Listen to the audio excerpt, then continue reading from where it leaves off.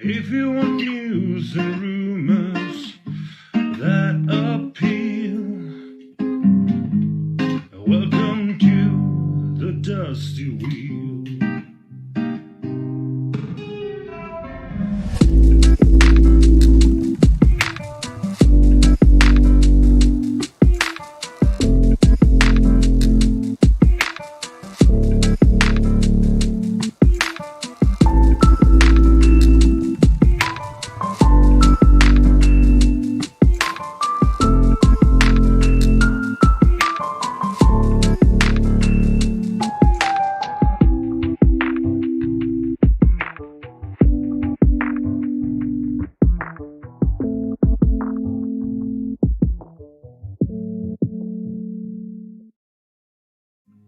If you want news and...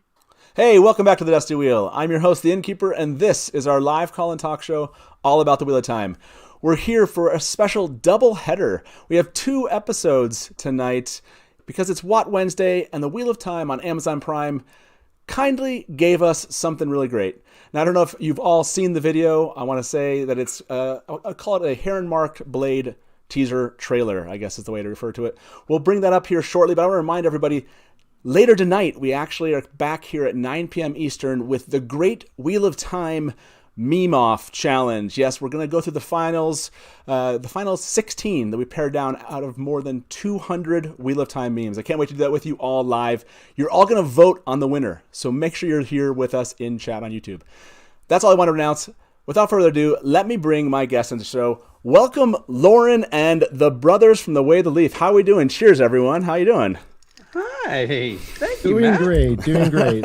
Having a great time. I came prepared. You guys make me smile. I'll be honest. The first time I saw you guys, I don't know if it's just puppets or what it is, but I have to smile when I see you. I mean, that's what it's all about.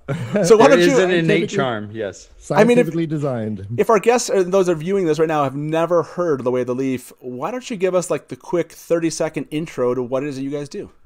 All right. Well, we are a YouTube channel, and we are doing a variety of content. We host a Thursday live stream with a first-time reader, and we're just about ready to finish up with the Eye of the World.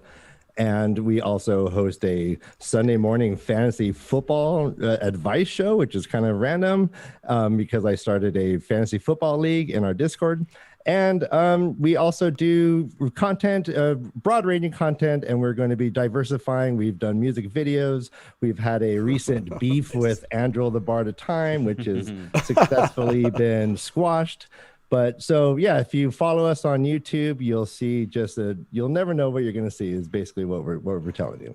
You'll see 2 handsome puppets. That's what you'll see. I like it. Well, I appreciate you all being with us. You are going to be back with us. What's great is you're going to help us judge the Wheel of Time memes later on this evening. And we'll actually have John from What Up back with us here. Lauren, always great to see you. Now, those of you that are here right now, we started this episode a little bit early tonight because we wanted to review what it was that we got from Wheel of Time on Amazon Prime. So instead of me explaining it, let me just play the little teaser trailer that Wheel of Time on Amazon Prime put out there today.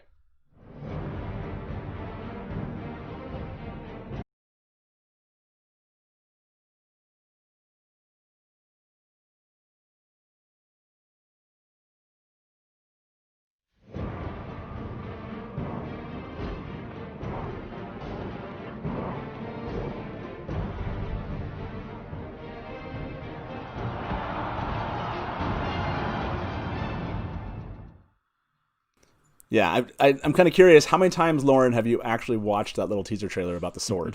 Oh, well, my internet was really bad today, and so I watched it, and it froze every 3 seconds the first time I watched it. Then I watched it about 1,000 times after that. So, I like how Shantane said, "That's a cute knife."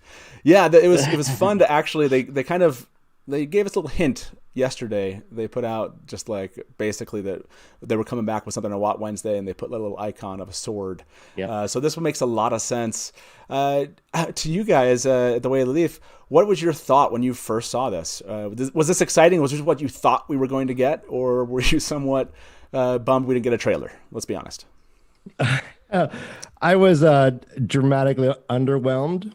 To be honest, I mean, what I saw made my heart race, but I thought the lead up was going to be more. But then we came up with the Q&A, and I thought that made it all worthwhile.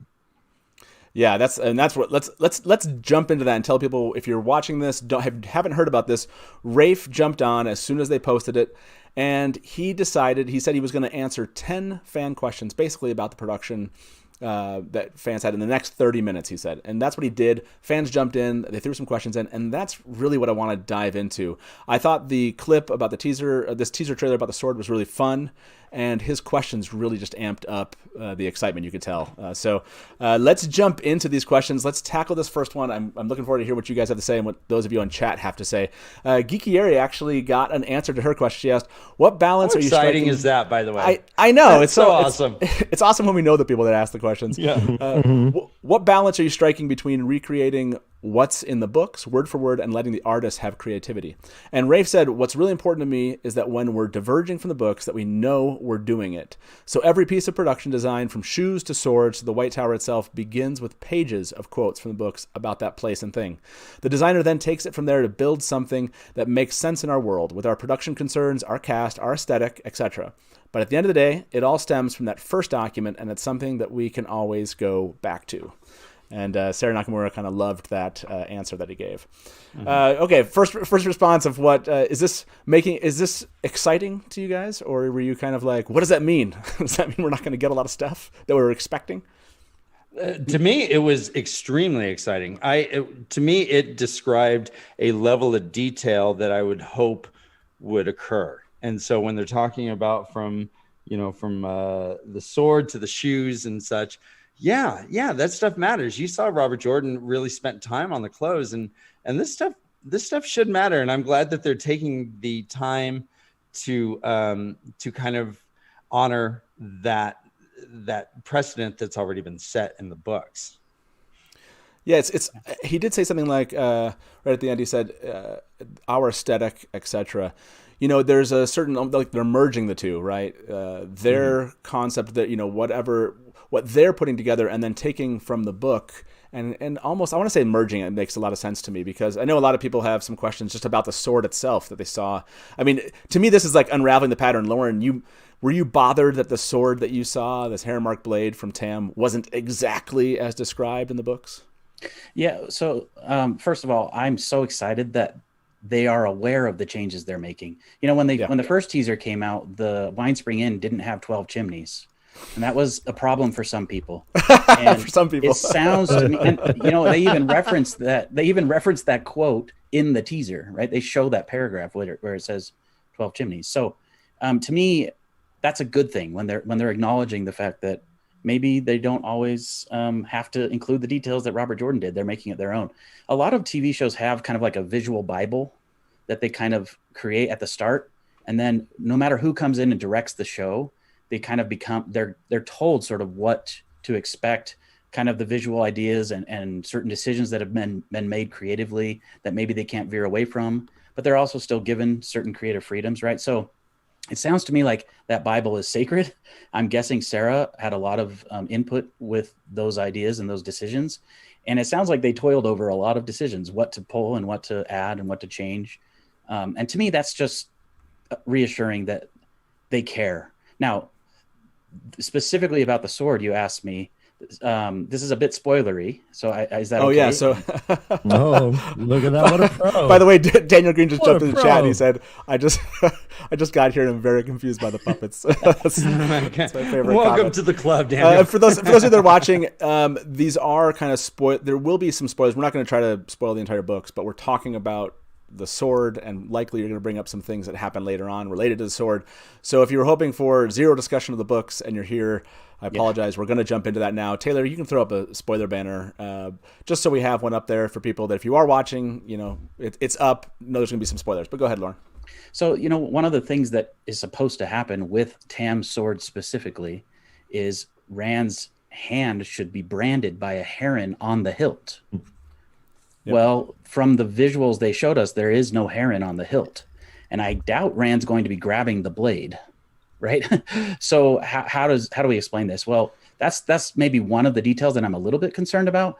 It's also possible that the heron is on the other side that we didn't see. It's possible that it's at the bottom of the hilt, although you'd have to be holding it strangely for that to work as well. It's also possible that they're just removing that detail and that there won't be the twice and twice shall he be marked. If that's the case, I mean, that's okay, I suppose. But those are the kinds of details that when I see these short teasers, I get super pumped. And then when I notice a detail like this missing, I get a little bit concerned. You know, Rafe said 10,000 man hours may have gone into making just that sword. And to me, it's like, you know, we got to give them the benefit of the doubt. They know what they're doing. They care. Maybe they've changed details for a reason. I do like that the sword seems sort of humble. It is a Heron-Marked blade, but it's also like a farmer's Heron-Marked blade. And I think it fits Tam very well. Yeah, any other thoughts on the, you know, Ryan and Dan, any other thoughts on the sword itself and what your reaction to that was? What I like is this trailer and the one with the wine spring starts with the book.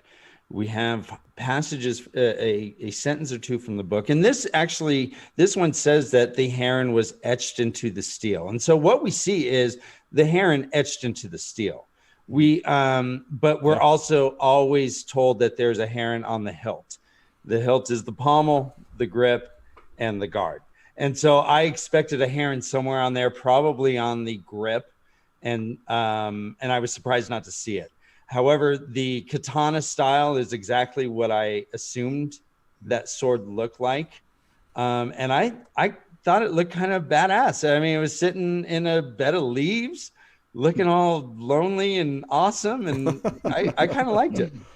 Well, yeah, I'm sure we'll talk about that later. I really want to get into that scene. But in terms of the sword, it does kind of stylistically make sense that the heron would be on the other side of the hilt that we don't see, so that at any point in a fight you're going to see some form of the heron, right? Or so my guess would be that the heron is on the blade part on one side, and on the other side we're going to see the actual heron on the hilt. And I think you do that on purpose so that when it's going back and forth, you want to see that like visual change. Yeah, and I think I've seen a couple comments here in chat. You know, Andrew pointed out the heron could be black, so we just don't see it. Could be on their side. They might just have different plans. It could be on the scabbard. You know, a lot of people put this out like, what are the plans? But like we've all pointed out from Rafe's answer, it sounds very purposeful, if that makes sense. So whatever decisions they are making sound like they have meaning. This seems like something that obviously they know about, and so the reason why they might have chosen it should be obvious to us. And in the end, I think they've always talked about this. I want to say Rafe is pretty famous for saying this, which is always like, you know, trust us. You know, like we're not idiots. Basically, I think is the idea. 10,000 man hours. I can't be wrong. To Lauren's point, the sword. So I did notice that the way that the sword was laying in the leaves, if you were a right-handed person, if there was a heron on the other side of the grip, that would be right where your palm would be. Yep. So that was probably purposefully not shown. And also we have Lan recognizing a heron on Rand's sword right away. He's like, "Hey buddy, nice sword. Hey, how'd you get that heron thing?" I wouldn't think that he was looking at the steel. I would think that there would be something visible, you know, above the sheath itself, I guess. Yeah, no, I agree with that. Okay. But the implications, like Lauren was saying though, so if it's not on the hilt, are we just not having him get branded? And what are the implications of the story? And like I see how Lauren, like, you get excited, but then you start like nervously looking forward to think like, okay, what is getting nixed, what's getting added, what's not, you know. So yeah, and a lot of the questions that he answers here coming up actually lead us down that road, and kind of, I don't know if he answers how many changes there's going to be, but he does continue answering some questions about, you know, people have about what changes might be coming. And why don't we jump into the second one? We'll open the phone lines if you want to give us a call. Loving seeing people jump into chat. It's really funny to see people's comments when they first see you guys from the Way of the Leaf. That's a joy.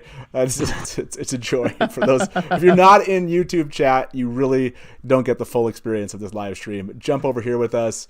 But yeah, we appreciate those of you that are watching us on Twitter and over on Twitch. Why don't we jump to the second question, and then we'll open the phone lines for people to give us a call as we go through these.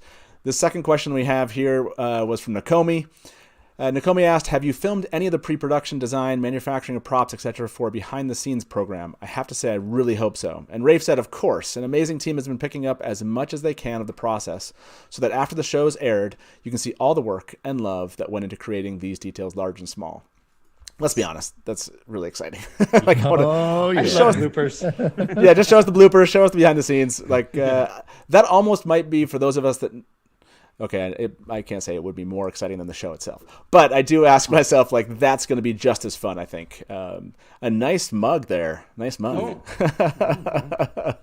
Mug flex. Exactly. Mug flex. So this one was kind of it was a fun question. It didn't really like give us any details other than to know they're cataloging, like they're following all the stuff, they're keeping it, and they're going to be showing us how the process came together. I think that's going to be a lot of fun for them. Let's throw this third question up, since that one wasn't really kind of digging into the actual content of the show. Mezo said, or asked, since we're on the topic of swords, what are some of the inspirations for armor design? Is there quite a bit of variation between the Andoran and Shinarian armor? He said, yes, our costume team, led by the amazing Isis Musadin, started by building a map of the entire Wheel of Time world, carving out what each nation culture looked like to make sure they're differentiated, and honoring what's in the books, and then diving back into Two Rivers. And Sarah Nakamura added on to their brilliant, gorgeous woman. So yeah, that's what were your thoughts there, Lauren, from that answer as far as Rafe was concerned when he's talking about differentiating the nations and cultures? That is so awesome. There's another answer that we'll probably talk about later where he talks about just, he talks about all of the thinking that went into it, and that one of the decisions they made was to make it feel like the series, not like the first book. And, one of the criticisms of that first book is that it's so much like Lord of the Rings, and their series isn't really like Lord of the Rings. So I actually like that they're taking this approach. They're thinking big picture. They're thinking about season 6 or 7 when they're in different countries, they're pre-planning all of that, and then they can stay true to that throughout the series. And I love that. It's not, yes, we may be starting in a small place in the Two Rivers, but what the Andorans look like or what the people in Amadicia look like, they're all going to be predetermined. And I think that's super smart. I would love to see it behind the scenes of that map that they built. I was about to say, talk about, I want to see that in those production videos they're talking. I really want to see that map. Yeah, I want to see whatever book they have where it shows the different styles of everything, for clothing, armor, and everything per culture. Like, I hope we get some of that. The visuals of that would probably be amazing. So before I ask you, Brother Dan and Ryan, to kind of comment on this one, let me remind everybody this is a live call-in talk show. Since we're not going to be having the ability to call in, Taylor, you can not mark the spoiler banner down. But because you won't have the opportunity to call in tonight for the great meme-off, make sure to get your call in. It's 1313-825-5968. I'm kind of curious what your thoughts were from what you watched, what you read from Rafe, any questions you might have for the Way of the Leaf gentleman here, and Lauren himself or myself. So yeah, feel free to give us a call, and we'll weave you into our discussion here about these questions. That's not what you did there. Yeah, So what culture are you looking forward to seeing most? I mean, now that we know they are paying a lot of attention to detail here when it comes to differentiating the cultures. Brother Dan, what's your pick on I can't wait to see X culture, X nation? I would say I'm looking at more the exotic. So I would say either the Aiel or the Sea Folk are the ones that I want to see. Sea Folk with nose rings and chains going up to their ear. All these crazy things. I want to see some nutty stuff. I want to see some exotic craziness. To be honest, I want the Sea Folk to be just awesome, like weird tattoos on their face and stuff. I think it's gonna be cool. We all know what you really want to see with the Sea Folk. You missed the biggest detail. I really want to see the Sea Folk. I will say, actually, if I could say real fast, this question he answered the most esoterically to me. So he said that they're gonna look to what makes they're differentiated, and then diving back into the Two Rivers. So I'm wondering, does that mean that the Two Rivers is the standard and then everything kind of builds off of that? I don't understand what that means. And then diving back into the Two Rivers at the end. What are your thoughts, guys? Yeah, that's a good question. Yeah, I'm kind of curious. I think I just, as a producer, like you plan it all out and then you dive back in and then you start actually making those designs for what you're filming right then. Like, so I think he just means dive back in the Twitterverse and actually start producing everything. So they planned it all out and then boom, dive back in and start filming Eye of the World, which starts there. That's what I was thinking. Yeah, and maybe Joe Perry just said cut the sea folk. That's mean, Joe.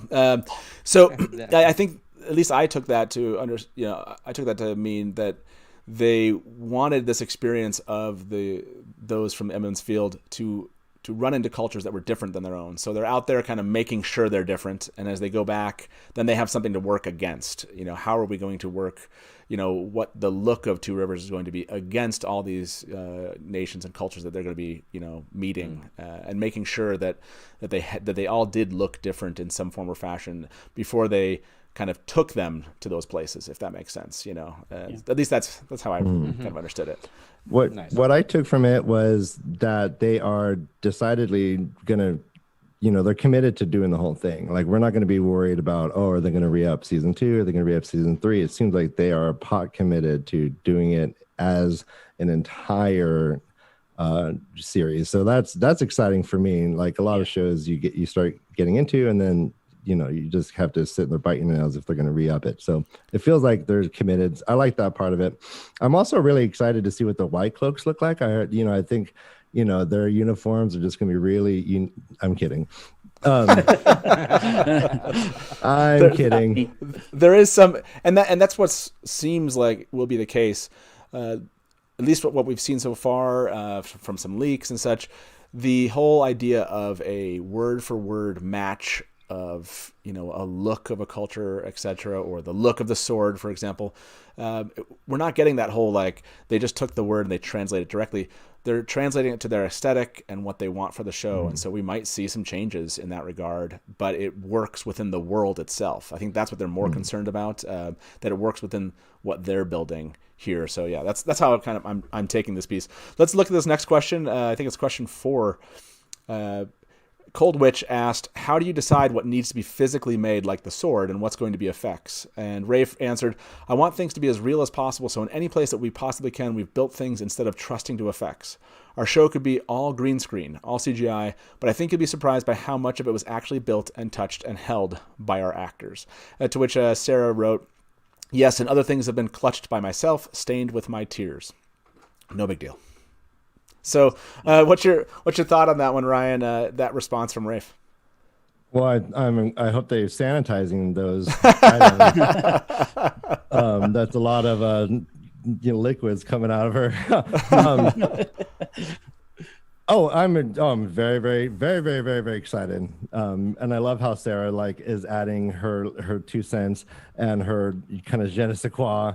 I loved her tweets also, her videos kind of telling everyone to back off. This is exciting. Don't be so negative. But yeah. Well, what I liked about that answer of his was this idea that they want to mix. Obviously, the effect side of this is important, but they really want this stuff to feel tangible.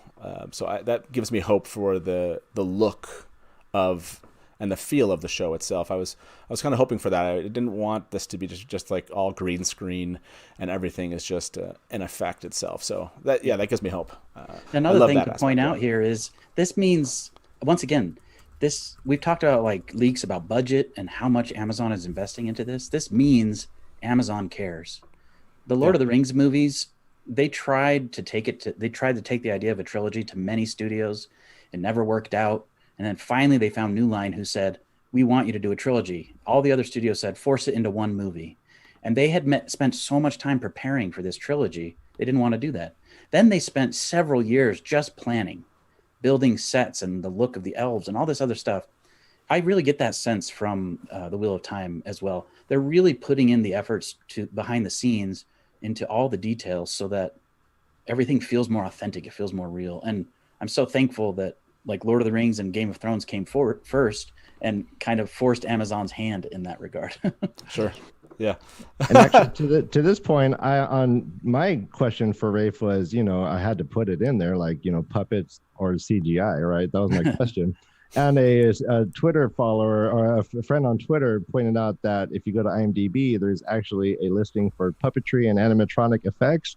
And she told me to look up Nick Dudman, and I did. And he seems to be a very accomplished, person in special effects in terms of animatronics and puppetry. So that made me very excited.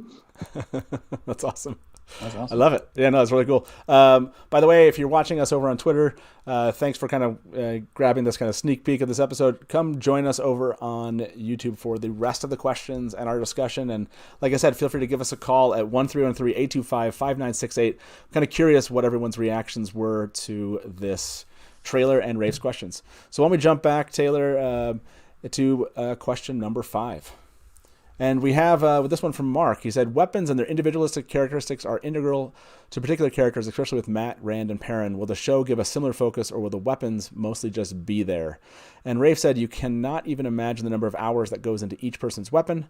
I was in at least 20 meetings about the dagger that Egwene has, and that's not even a major weapon in the books. There's a whole team of people, and we have few big book fans on the props team. Looking at every item held by an actor in the show, I'd be shocked if less than 10,000 woman-man hours were spent on the design and creation of the Heron-Marked sword, which is crazy. That amount of time, and that's where it goes. At least I'm excited about that. That they are spending that much time. So decisions sound purposeful. Even the props people, they're aware of the books and they know what they're doing. So. Anything that stood out to you there, Lauren, on that one? It's just got me hyped. I'm so excited. I don't know how long it takes to make a sword, but wow, 10,000 hours. That's a lot of work.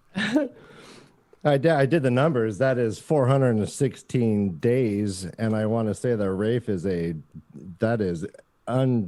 like, how is he working these people to the bone? He's got to let these people sleep. That's 20 meetings. Yeah, and like Delusions just said in chat, she's like, I want to know who these big book fans are on the props team. So I'm sure Kikieri and her team will be out looking for. So guys, let's think a little deeper. We have 10,000 people hours on the design and creation of this sword. Let's say everyone makes $100 an hour. That's $1 million sword. You want to know what's taken so long? It's 20 meetings over Egwene's dagger. That's what's taken so long, guys.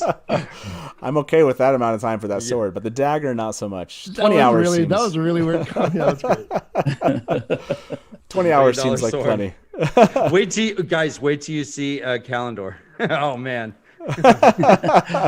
It'll never happen. They're going to be designing it forever. Right. Exactly. Taylor, want to throw up this next question? Let's see it. So this one's from Alan Mandargoran or Taishar Malkir. Will there be different styles of swords and Heron-Marked swords, or all of them will be in the katana style? And Rafe said, of course, many, many different styles. So again, it's not that they couldn't have created maybe one with the cross guard on it, as I believe it says in the books, but it's that they chose not to, right? And so that's going to be, part of this going to be fun, at least from fan perspective, of talking about afterwards why they made certain choices that they did. I think that'll be fun for those of us that have been sitting around waiting for this thing for so long, that it'll be fun to find out why they chose not to do certain things. So yeah, I love that question. It was rather short. I think this is one of the ones where Rafe is like, that was not really like much of an answer. So, but go ahead and Taylor, give us our next question here. So this is from Natro. Asked, will Moiraine still have a staff at the outset? I know she says it helps her to focus, but seeing as how she just tossed it aside after it was charred coming out of the ways, and she never replaced it, it doesn't really seem necessary. Rafe said, we're approaching this as an adaptation of the entire series, not just each book individually. So hopefully season 1 will feel more like the entire book series of Wheel of Time than it does the Eye of the World. With that in mind, no Moiraine staff. Let chaos ensue. Ha! To which Sarah wrote or replied to Rafe, OMG Rebel. So this is one of the big things that came out. I don't know if you call this Staffgate or no Staffgate or staff inflection. I don't know what we call this. This was one of the ones that did show up. What's your thought here, Brother Dan? Is this a problem to you that we don't have Moiraine staff? And Ryan has a good point about what the staff may have represented in the book. I don't have a problem with the staff not being there. It was it wasn't really part of her whole character, and I like the fact of adapting the entire series as opposed to adapting each individual book. And so no, I'm fine with the staff taking a bye-bye. It's fine.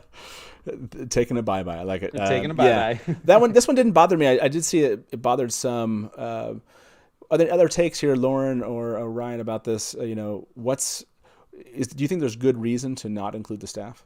Yeah. Outside of just him saying they decided not to.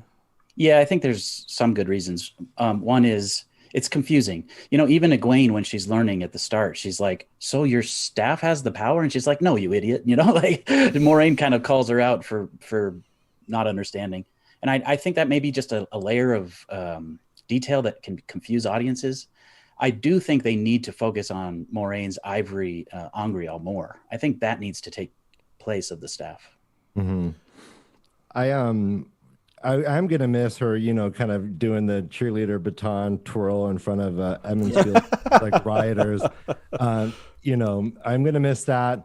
I thought the staff was more like a literary device in terms of, this was an homage to Tolkien, and I thought at that moment when he tosses the staff aside, it was him saying, "Game on! I'm no more Mr. Nice Guy. All tropes are on the table," and he was just flipping all the tropes around. That's kind of what I thought. It was more of like a literary device, and I don't think that would actually play out visually so much. So I'm fine with ditching it, but I also kind of really did want to see what it looked like. Yeah. I really did want to see how that hilt. I think the subtext from what Rafe is saying is this is not the Eye of the World TV series. This is the Wheel of Time TV series. And a staff is too Gandalf-y. It's too Lord of the Rings. It's too Eye of the World. And I feel like they're really trying. He even kind of commented this way in a few others where I feel like they're trying to establish their own style. As a matter of fact, they felt the pressure, I think, to not just copy something that came from Lord of the Rings or Game of Thrones. They want to make it their own. They want to make it unique. And to me, this is a great way to make that stand out. Yeah, I'm liking seeing some of the comments here. Lanfear said, "I'm going to riot if she has no blue head jewelry." and then someone else said, Sean said, "Doesn't she use the staff during her history lesson to the Two Rivers folk? I hope they don't cut that." And Delusion said, "Totally agree. Moiraine wielding the staff while telling the story of Manetheren is probably its only purpose," basically. Which to me, I actually like the idea. I thought about this today after this came out, which was the staff has very kind of medieval wizardry kind of connotations to it in almost every sense when I'm used to seeing a staff in a story. And Jordan purposely walked away from the kind of medieval trope, and tried to, but a lot of people still think it's kind of this medieval setting.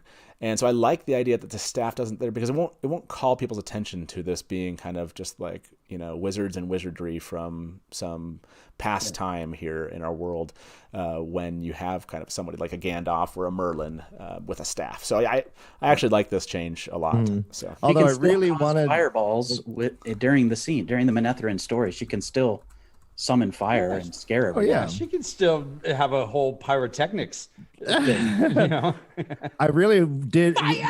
We won't get that epic scene where they recreate the original cover. Like that would have been nice though if somehow there was cinematography where they're able to like pull back and you kind of see the moon and it just kind of for a second. And Nicolas Cage in the background. You got to get Nicolas Cage cameo. And a teeny little horse. She's Mr. like Cage included.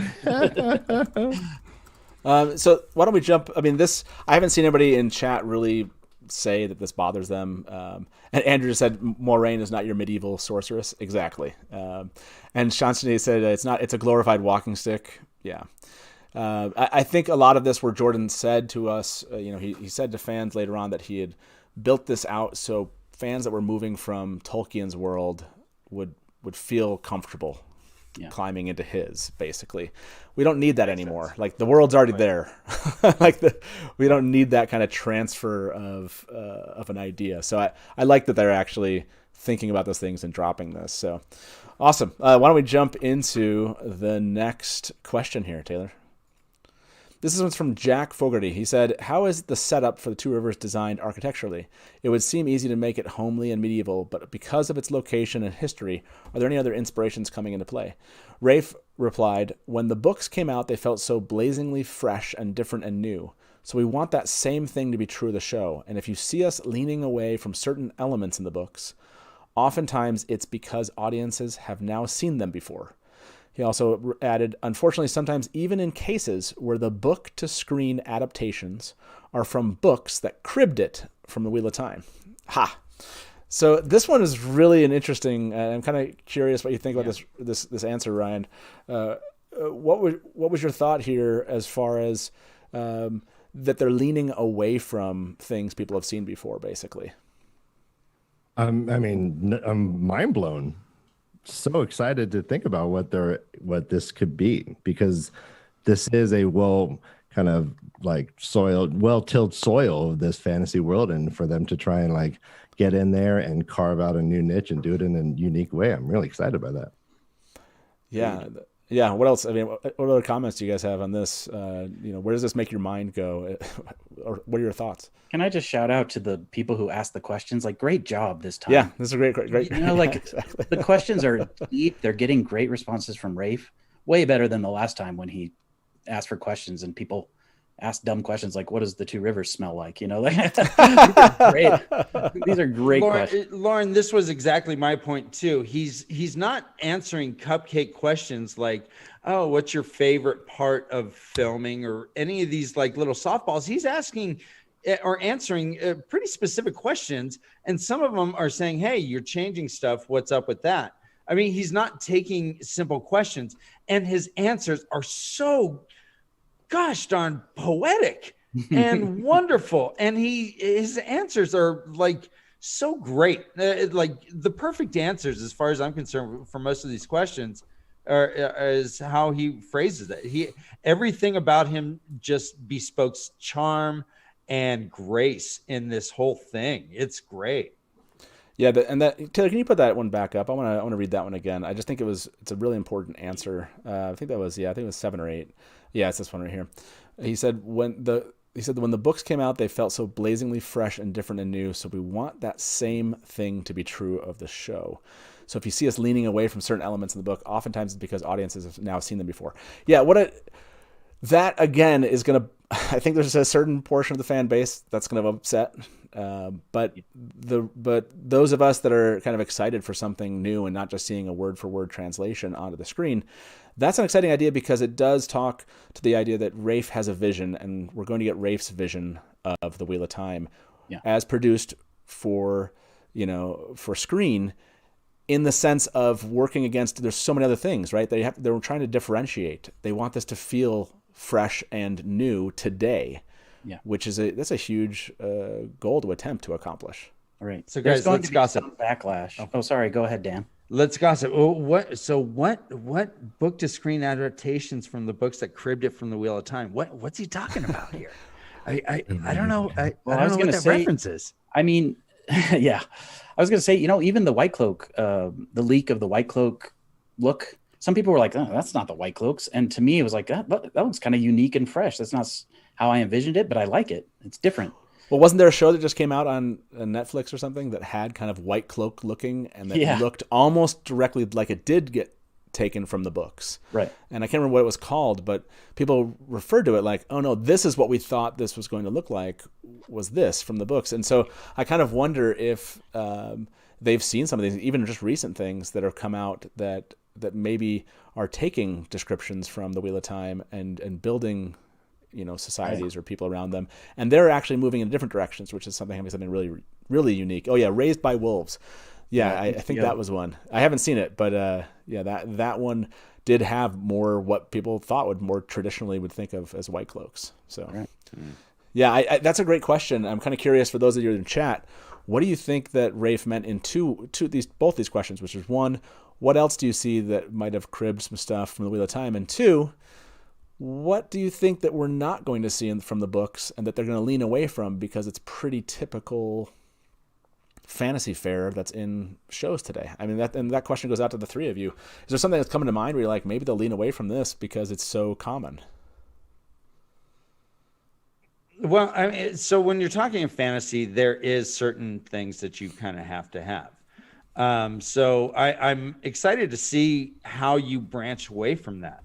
My thought of fantasy is always medieval times, more or less. You have a grand palace like Camelin and Andor. You have a backwater village like the Two Rivers.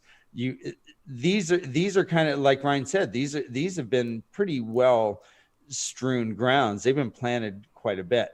So I'm excited to see what kind of changes you can make and still have that kind of authentic provincial feel to it that the Two Rivers kind of gives. And I hope we see Beltane.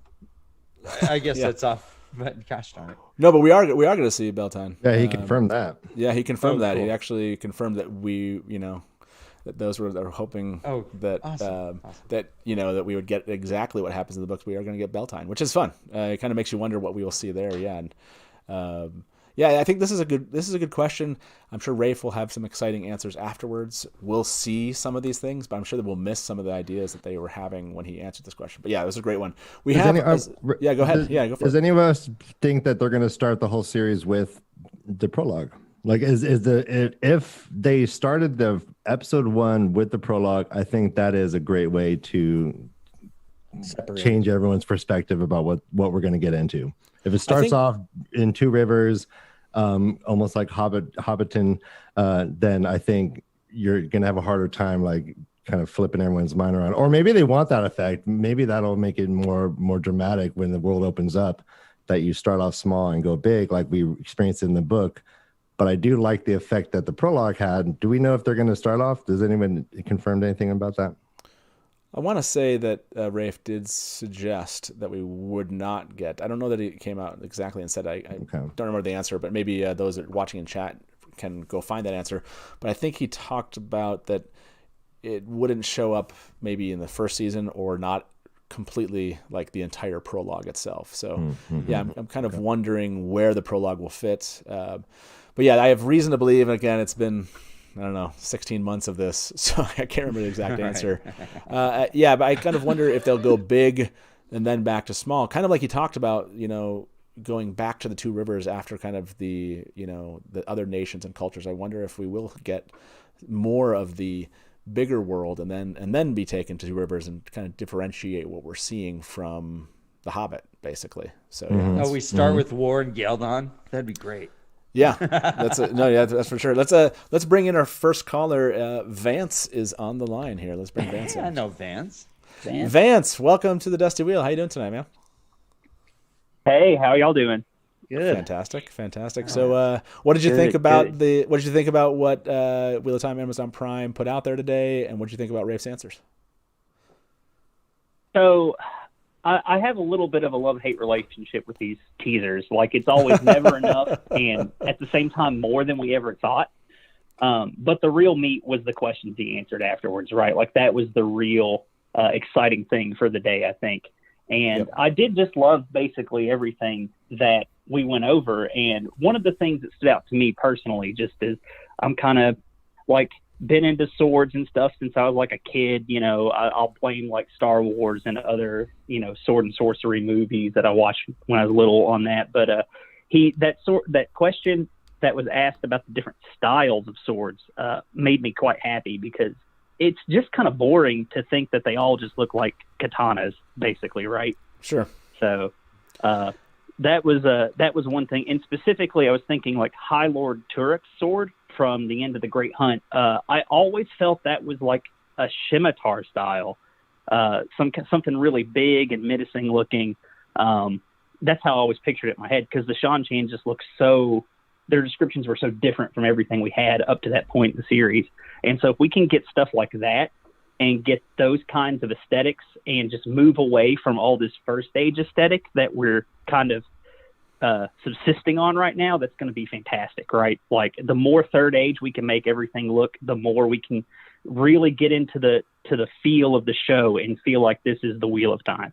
Yeah. And I think with everything we got today, that they are probably on the right track, right? Like, this is not the adaptation of the Eye of the World. this is the adaptation of the Wheel of Time. So yeah, while where we start off in Andor, just like the Eye of the World, might feel very familiar and stuff we've seen before, as soon as we break out of that, let's get ready to see some stuff we've never seen before. So yeah, I love that. Yeah, I know it's exciting that is on their minds and that's what they're planning on doing, right? Like that's what Rafe is basically telling all of us hardcore fans, right? These little trailers are cool, but Rafe's answering the questions. That's for those of us that are here watching this live stream, right? That's for those of us that are really following this closely. Is he's answering those questions for us and preparing those of us who are really close to the material itself for what's coming, right? Like all those were preparatory questions, right? It's like just so you know, have to do that. Yeah, he doesn't, right? Right, yeah, exactly. He's like, we're leaning away from some of these things. You're not going to get your staff. We're gonna show you Beltane.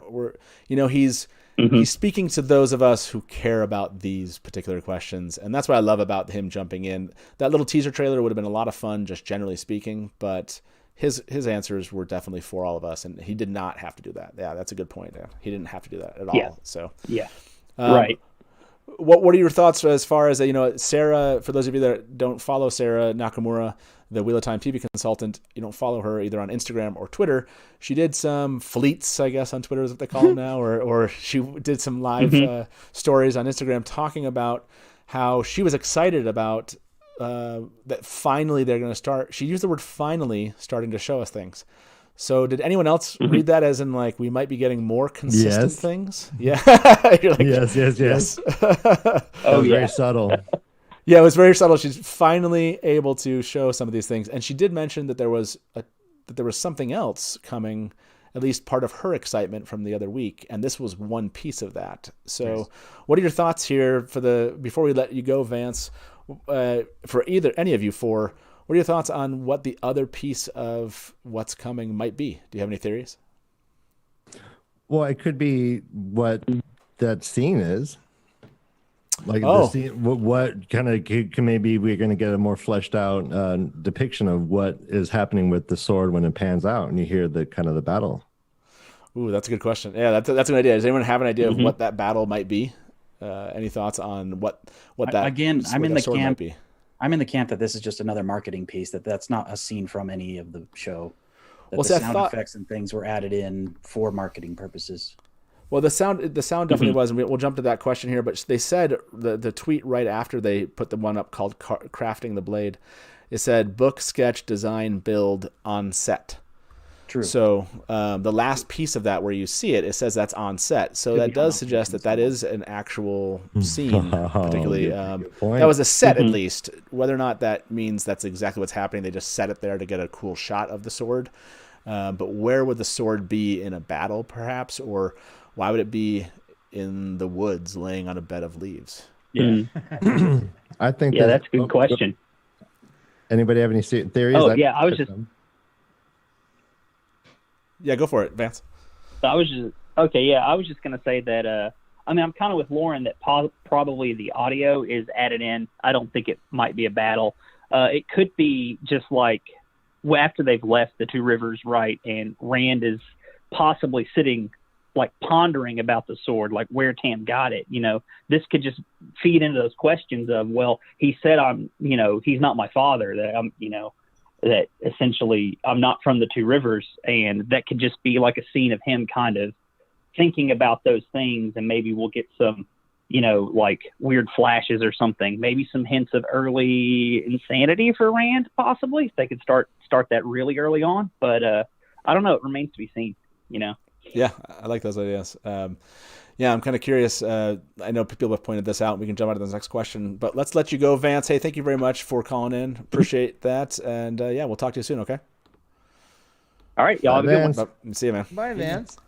I'm sure Rafe meant to be more clear, but just didn't get his point across. Yeah. Nice Why don't we before we bring in our next caller, who you all know, let's jump to this next question. I think it's number 9 here, Taylor. Lucky Mandragoran asked, the music, how is that related to the show? Did we just get a glimpse of a theme? Rafe said, this is not music from the show itself. When it is, I'll make sure you know it, and it will hopefully feel very uniquely Wheel of Time. Again, uniquely Wheel of Time, leaning away from things we've seen before. again, just another signal from Rafe that don't expect this just to be a clone of music or a look and feel of everything else we've seen up to this point. And I hope that it actually does carry through. Let's throw this last question, number 10, up, and then we'll bring in our 2 callers here. This one is from Kevin. How are the sword forms going to be presented? Is the style going to be pulled from a specific region of sword fighting, or are they going to be spread out over many regions? Rafe replied, we have a fight time and sword master on the show who has built a fighting style unique to each weapon and culture. So if you see a Borderlander fight with a Heron-Marked blade, it may feel different than a Shanchan. That's merely hypothetical, of course. Of course, he dropped in a little Shanchan. was that a wink? Was that a wink to the fans there? What do you think? Is he saying that we're going to see a little bit of the Shanchan? We're going to see their style here in season 1? Yeah, like the last shot. They're coming from their ships or something. We'll see High Lord Turok doing one of those, like on the ship. He's doing some sword forms or something. Yeah. So I was thinking about this, Matt. What we have has been, for the most part, pretty esoteric. We hear Heron in the reeds, stork stabbing a fish, or what, cat on a hot plate, or whatever they are. Yeah. We don't really know what they are. And so when he says fight time, I actually interpreted that as meaning fight team. That means that like he had an entire like team that is trying to interpret these really Zen motions into actual forms. And so that's kind of what I got from this question. Yeah, I'm excited because, again, another one of those, they're paying attention and they want to give us something really unique, and that they're taking their time and really bringing in the sword form portion of this in maybe their own style, their own way of thinking it through. But I like that a lot. We'll get your other comments here from all. We have 2 callers here. Let's bring in our next caller, Malkir Talks. I think you've heard of him before. Welcome, Rob, to the show. How you doing, man? I'm good. How you doing, Leafy Boys, Lauren, Innkeeper? How we doing? Fantastic. Well, hi, stranger. So, what's your thoughts from today's release of that trailer, if you will, that teaser, and Rafe's questions? Yeah. So not to sound too negative, but for the build-up, I feel the sword wasn't like that amazing. It was cool, but I was kind of expecting something a bit more. But then Rafe's questions really made up for it. Is all the build-up they gave us this week and sort of the teasing, do you think they're doing something regular? Now it's going to be every Wheel of Time Wednesday, or is this a one-off and Rafe just planned questions to really give us something? I think more regular would be, in other words, I could see them going back to their cadence of definitely giving us something once a month and then maybe more often. But my guess would be, at least that's what I took from Sarah's question or answers, or I guess comments today about finally being able to show some stuff. What do you guys think? Are we going to get this thing are we going to start seeing stuff every Wednesday again, or do you think it's just going to be like every month for sure we'll get something? Yeah, I actually jumped on Reddit to see people's reactions on Reddit as well, and I was surprised that 99% of the comments were negative. They were like really unhappy. I think they got their hopes up. What? You're shocked? You're shocked that Reddit didn't like it? Oh my gosh, Reddit didn't like it? Weird. What? No, but I think people on Twitter for the most part were a lot more positive and received it positively. But it shocked me because to me it was very exciting, and I guess maybe the hype, I didn't feel the hype like some people did, and so I was like, wow, this is the biggest teaser we've got so far. And then it dawned on me, they don't have to be doing this stuff. I mean, right now they are still not marketing for a wide audience. They are only pandering to us, the hardcore fans. And the fact that they're doing this for us, knowing that there will be some skepticism, knowing that we are rabid for this kind of stuff, I am just so thankful that they're doing this. I mean, the marketing team doesn't have to be putting these things together. And some people are saying, if they put 10,000 hours into the sword, why are they putting time into these little teasers? And I'm like, these are nuggets of gold for us as fans. They don't have to be even acknowledging our existence yet. You know, the show is not on most people's radars. And so for me, this is huge. Another thing I have to say is I will die telling this to people till the end of the show. This is another turning of the wheel. This is Rafe's vision. It is not going to be the same as the books. It just won't be. And they are really trying to prepare us. You touched on this earlier, Matt. They're really trying to prepare us. I think they're a little worried, frankly. I think Sarah might be a little worried when we do have negative reactions, I think they're like, come on, just stay with us. We can't wait to show you what we've come up with. We just have to trust them. And I hope that I see comments from people that are just like, oh, this is stupid, I'm out. And I'm like, come on, give them the benefit of the doubt. Like, let's just remember that a lot of people are putting so much time and effort into this. And right now, these little things they're giving us are completely unnecessary. So let's be thankful for what we get. Nicely said. Now get down off that soapbox and join us again. Yeah. What's your thoughts here, Rob? Are you before we let you go here? Do you think that we're going to be getting something pretty often now? Is that how you have understood basically Sarah's comments? I think they're slowly building up to releasing a proper trailer, and that's kind of where the hype is coming from. But I've got one tiny, very, very quick question for Lauren following this. Most of us are aware that Lauren had a little bugbear with the previous teaser, and I'm curious if he had any bugbears with this one. You know, I didn't even notice the missing Heron-Marked until someone pointed it out, and I'm okay with it. This one I was completely satisfied with, and I said so and replied to them, and I was one of the only people WoTonPrime responded back to, and they said something like, you honor us.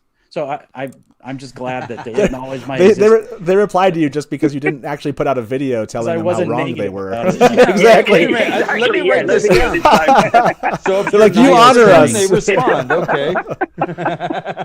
Yeah, you honor us by not, dissing our work. Thank you. You're on the naughty list. Yeah. For those of you that are still here, we'd love it if you like this video and you definitely show back up. Make sure to show back up here in an hour. We'll be back. We'll end this here probably in the next 5 or 10 minutes, and then we'll be back at the hour talking all Wheel of Time memes. But yeah, make sure you like this. If this is the first time you've ever been here and you're wondering, do we always have puppets on? Sometimes. We sometimes have puppets. Not always. When you're lucky, Matt. These are special puppets. Yeah. So make sure you subscribe. We'd love to have you here for our continual weekly live show that we do. So we really appreciate those of you that are here and making us laugh in chat. I love seeing the comments in chat. It's fantastic. Hey, so Rob, between shows, go make some coffee so that you guys can all be awake and stay up and be as lively in the next show as well. Oh, man, the memes were going to kill you. At least they killed me. So, hey, Rob, thanks, man. We'll talk to you soon, okay? Bye. Cheers. See you, Rob. Bye. Yep, cheers. Bye, Rob. Love you.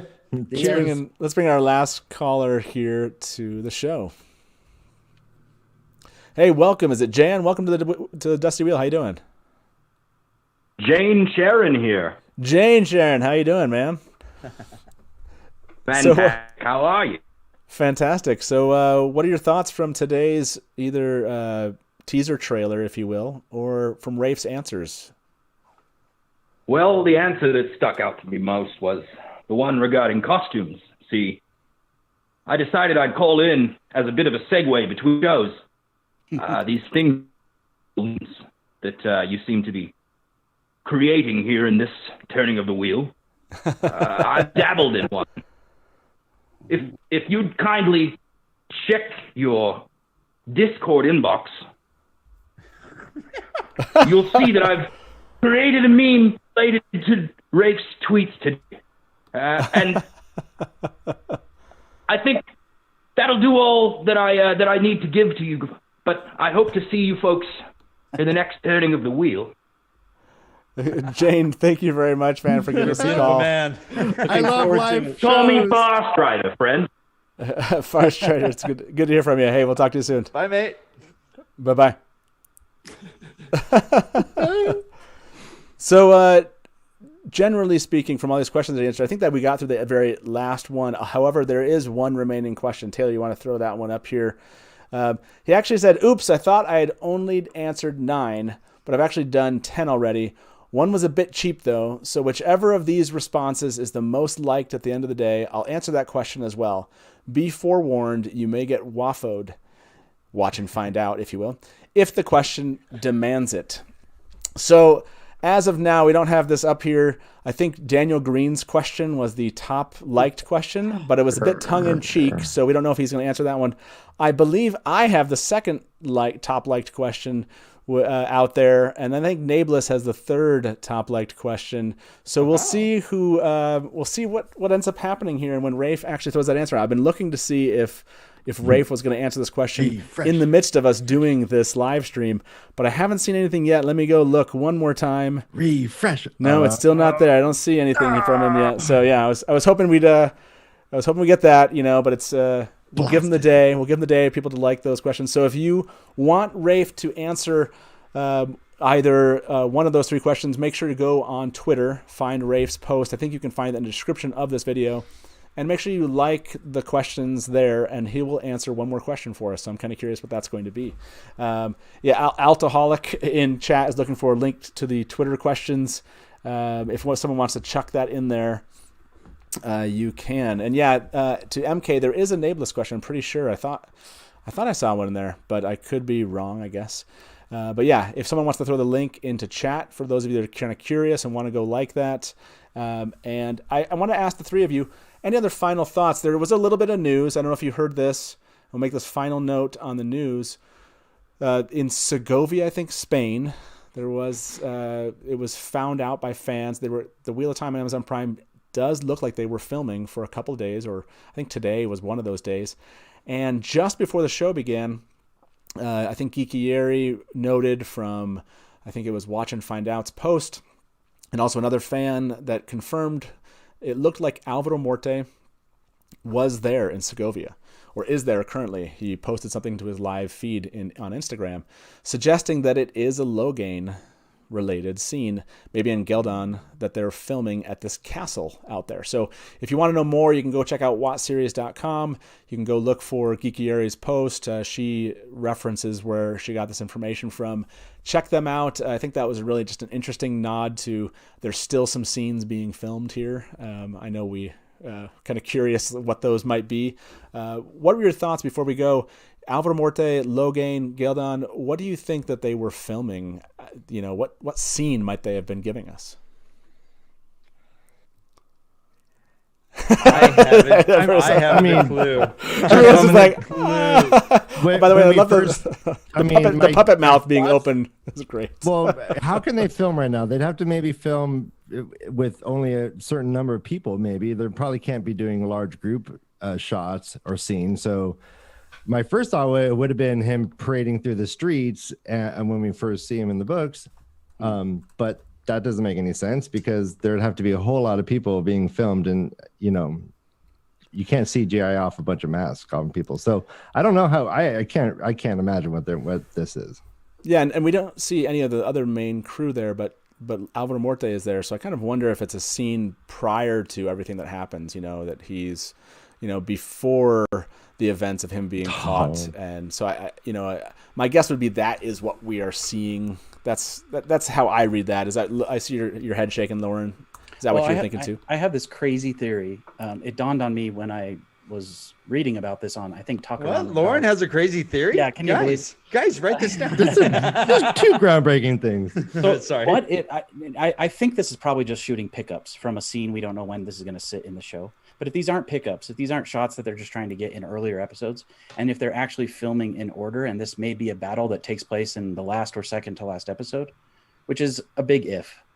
If that's the case, what if Loghain is not captured yet, or he's been captured and maybe escaped, and Rand shows up to save the day at Tarwin's Gap, and he reveals himself over Loghain's armies, causing Loghain to maybe give up or turn himself in and realize, oh, the true dragon has been reborn.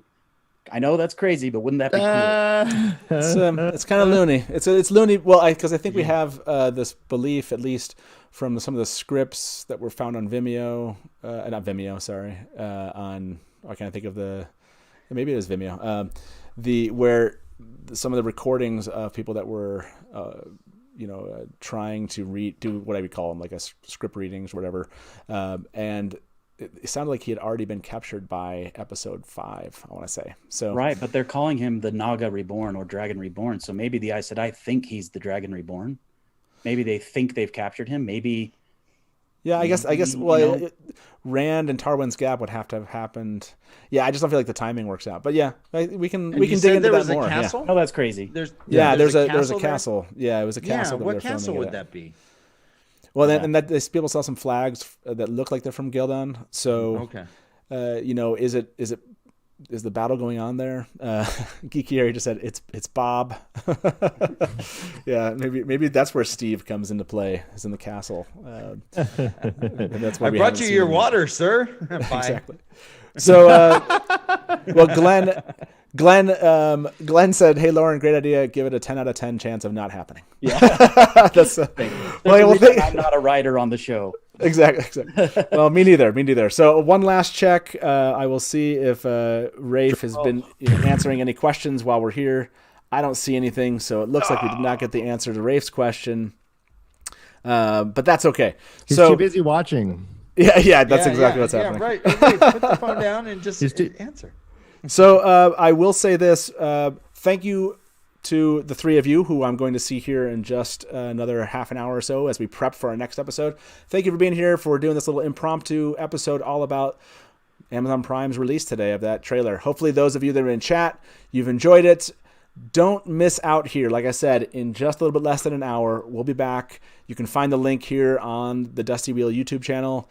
You'll see it's for the Great Wat Meme Challenge, and we're going to be reviewing the final 16, going through some of our honorable mentions at the very end. We'll post something about all of these. You'll be able to see all 200 plus tomorrow. So you'll get a chance to see them all, but we don't have enough time to go through them all. So be back here in a little less than an hour. Can't wait for it. Thank you very much again. And we'll talk to you both, gentlemen, from the Way of the Leaf. By the way, your hat game is amazing. Everyone in chat here has loved it the entire time, and so have I. So we'll see you here for Wheel of Time memes shortly. And so I guess it's until we see you again from the Dusty Wheel, smash to black. If you want news and